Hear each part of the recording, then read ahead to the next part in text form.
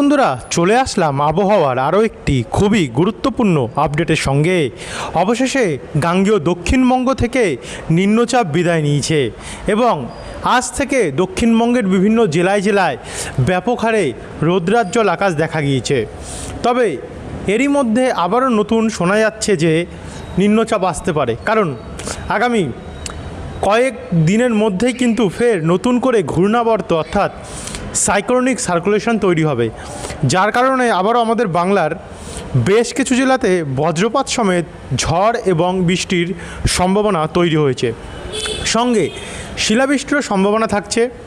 গাঙ্গেয় দক্ষিণবঙ্গ থেকে শুরু করে উত্তরবঙ্গ এবং ভারতের পূর্ব দিকের রাজ্যগুলি এবং উত্তর দিকের রাজ্যগুলিতে আবার নতুন করে তুমুল হারে বজ্রপাত সমেত ঝড় এবং বৃষ্টির সম্ভাবনা দেখা যেতে পারে।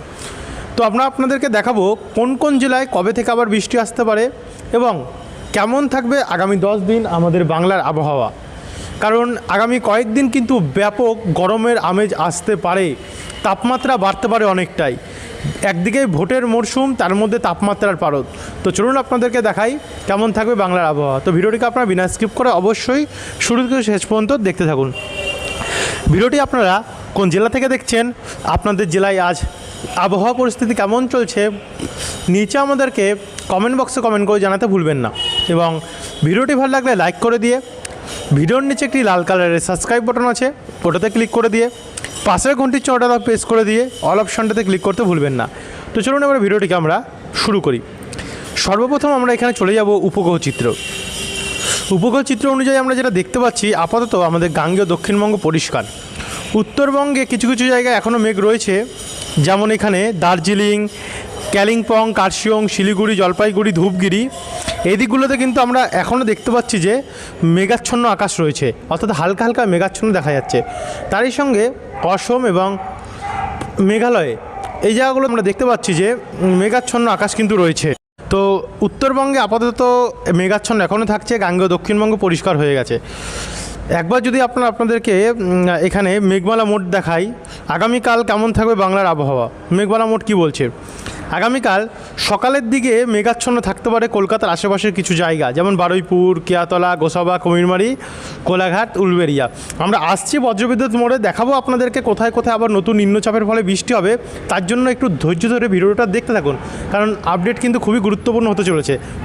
তো এখানে আপনাদেরকে আমরা সরাসরি দেখাচ্ছি যে গাঙ্গেয় দক্ষিণবঙ্গে কলকাতার উপরে কিন্তু আগামীকালও মেঘাচ্ছন্ন থাকতে পারে। সেখান থেকে একটু যদি এগিয়ে যাই, তো বেলা বাড়তে বাড়তে কলকাতার আকাশ পুরোপুরি পরিষ্কার হবে, কিন্তু উত্তরবঙ্গের শিলিগুড়ি, কার্শিয়ং, শোভেকে, শোকনা, ওদলাবাড়ি, দার্জিলিং, কালিম্পং এই দিকগুলোতে কিন্তু অনেকটাই বৃষ্টির মেঘাচ্ছন্ন কন্ডিশন আমরা দেখতে পাচ্ছি। তারই সঙ্গে অসম দিকটাতে। তো এরপর আমরা একটু এগিয়ে যাব, এগিয়ে গিয়ে 12 তারিখ যাব। 12 তারিখে কী থাকবে, 12 তারিখেও কিন্তু গাঙ্গেয় দক্ষিণবঙ্গ পরিষ্কার থাকবে, তবে উপকূলের দিকে হালকা মেঘাচ্ছন্ন থাকতে পারে, যেমন গঙ্গাসাগর, হলদিবাড়ি, নামখানা এই জায়গাগুলিতে। আর ত্রিপুরার দিকে একটু মেঘাচ্ছন্ন থাকবে, উত্তরবঙ্গে মোটামুটি আবহাওয়া ক্লিন থাকবে। এরপরে যাচ্ছি 13 তারিখে। 13 তারিখেও একই পরিস্থিতি। 14 তারিখ ভোরবেলা নাগাদ কিন্তু ব্যাপক হারে মেঘাচ্ছন্ন কন্ডিশন তৈরি হতে পারে। কলকাতা, পানিহাটি, নিউ টাউন, বাদুড়িয়া, ব্যারাকপুর অর্থাৎ উত্তর 24 পরগনা হয়ে হুগলি হয়ে হাওড়া, মাসাদ, কাঁচরাপাড়া, চাকদা, রানাঘাট, শান্তিপুর, বাগুলা, কৃষ্ণনগর, মুরাগাছা, কতুলপুর, আরামবাগ, চন্দ্রকোনা, খড়গপুর, ঝাড়গ্রাম এদিকগুলোতে মেঘাচ্ছন্ন কন্ডিশন থাকবে আর ব্যাপক হারে মেঘাচ্ছন্ন হতে পারে।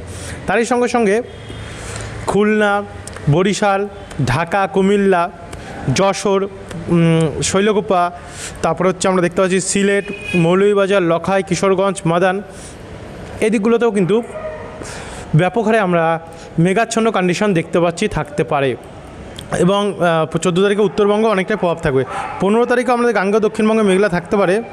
16 তারিখেও এমনই কন্ডিশন থাকবে। 17 তারিখেও কিন্তু মেঘলা থাকতে পারে, কারণ 15 তারিখের পর থেকে কিন্তু আবহাওয়ায় আবারও নতুন করে পরিবর্তন আসতে পারে, যার জন্য আবহাওয়া অনেকটা মেঘাচ্ছন্ন কন্ডিশন বজি থাকতে পারে, এমনটাই নতুন আপডেট অনুযায়ী আমাদের কাছে উঠে আসছে।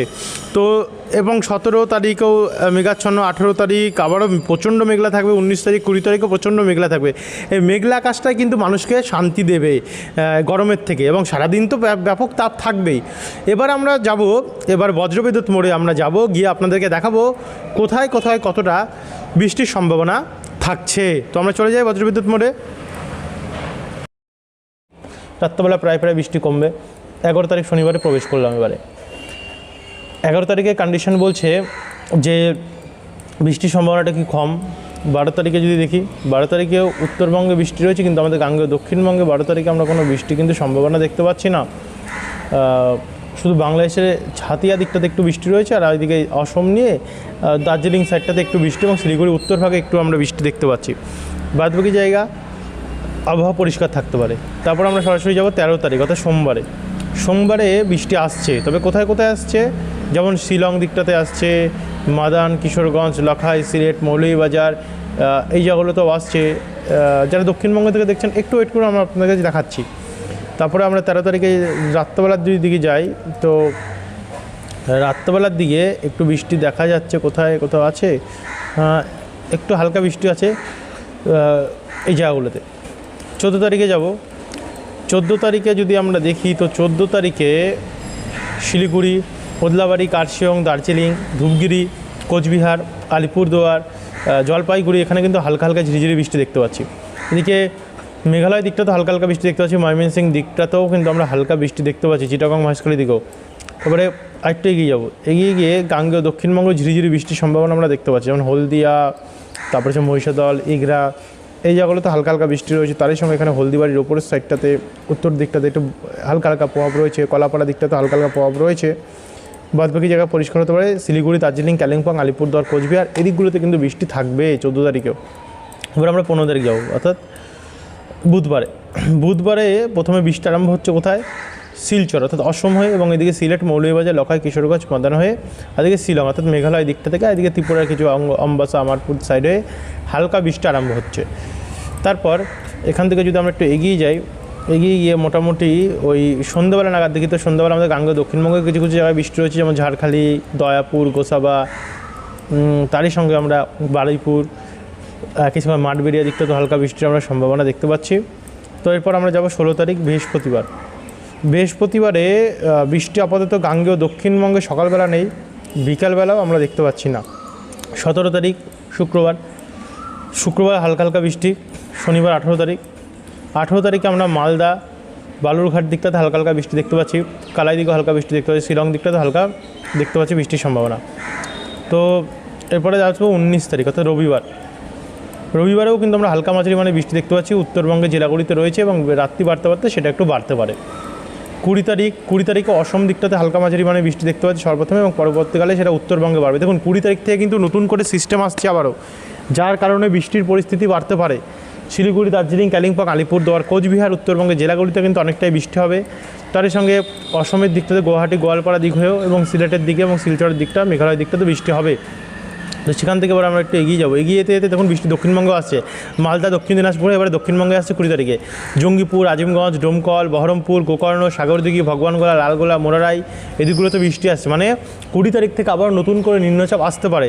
যারা দক্ষিণবঙ্গ থেকে দেখছেন অবশ্যই আশা করি এই যে আপডেটটি পেয়ে গেলেন যে এই দিন বৃষ্টি আসে। তারই সঙ্গে থেকে রাজশাহী, কালাই, সিংড়া, ময়মনসিংহ, বগুড়া, মাদান, শিরিশবাড়ি, এদিকগুলোতে বৃষ্টি আসবে, আর এদিকে গোয়ালপাড়া, গুয়াহাটির দিকেও 20 তারিখে বৃষ্টি আসবে।